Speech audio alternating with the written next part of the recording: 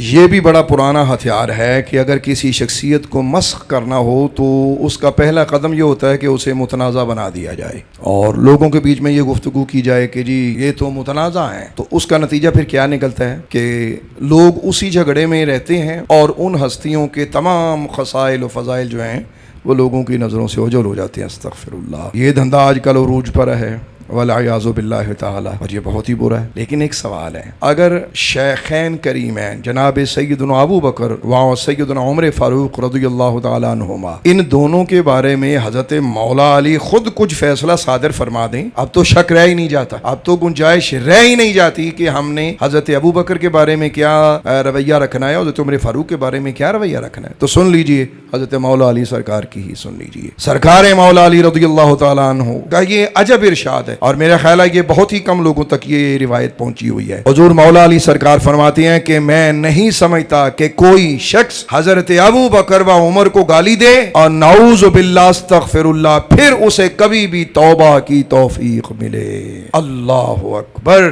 میرے بھائیوں، میری بہنوں، میرے معاشرے کے لوگوں، اے رسول خدا کے غلاموں، ذرا غور کرو اس عبرتناک روایت پہ. ایک صحابی کہتے ہیں جن کا نام حضرت سوید بن غفلہ ہے، وہ کہتے ہیں کہ میں حضرت مولا علی کی خدمت میں حاضر ہوا اور میں نے آ کے عرض کیا کہ یا امیر المومنین، میں کچھ لوگوں کے پاس سے گزر رہا تھا تو میں نے ان کو دیکھا کہ وہ حضرت ابو بکر و حضرت عمر کے بارے میں کوئی اچھے الفاظ استعمال نہیں کر رہے تھے. اب آپ غور کریں کہ علی المرتضیٰ سرکار مولا کائنات رضی اللہ تعالیٰ عنہ کا اس پہ ری ایکشن کیا ہے. آپ فوراً اسی وقت اٹھے اور ممبر بچھانے کا آرڈر کر دیا کہ ممبر بچھایا جائے. فوراً لوگوں کو اکٹھا کیا گیا اور لوگوں کو اکٹھا کر کے آپ نے کیا خوبصورت انداز سے فرمایا.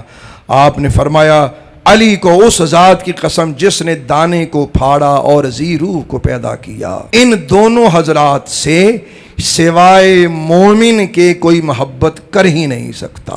مطلب ان دونوں حضرات کی محبت جو ہے وہ صاحب ایمان ہی کر سکتا ہے، اور بدبخت اور سرکش کے علاوہ کوئی شخص ان دونوں سے نہ تو بغض رکھے گا نہ ہی ان کی مخالفت کرے گا. کتنا بڑا فیصلہ حضرت مولا علی نے دیا. اس کے بعد جو آپ نے ارشاد فرمایا، اے لوگو، اے زمانے والوں سنو کہ مولا علی کیا ان دونوں کے بارے میں فرماتے ہیں. آپ نے فرمایا ان دونوں حضرات کی محبت اللہ کے قرب کا ذریعہ ہے اور ان سے بغض رکھنا بدبختی ہے. بھلا لوگوں کو کیا ہوا کہ وہ نبی پاک علیہ السلام کے بھائیوں، یعنی حضرت ابو بکر و عمر کے بارے میں یہ الفاظ دیکھیے مولا علی کے کہ لوگوں کو کیا ہوا کہ وہ نبی پاک کے بھائیوں، وزیروں، صاحبین، یہ کلمات دیکھیں جو مولا علی دونوں کے بارے میں فرماتے ہیں، قریش کے سرداروں اور مسلمانوں کے باپوں کا تذکرہ برے طریقے سے کرتے ہیں. لوگوں کو کیا ہوا؟ پھر آپ نے فرمایا کہ جو شخص بری نظر سے ان کا تذکرہ کرے گا علی کا اس سے کوئی تعلق نہیں، اور میں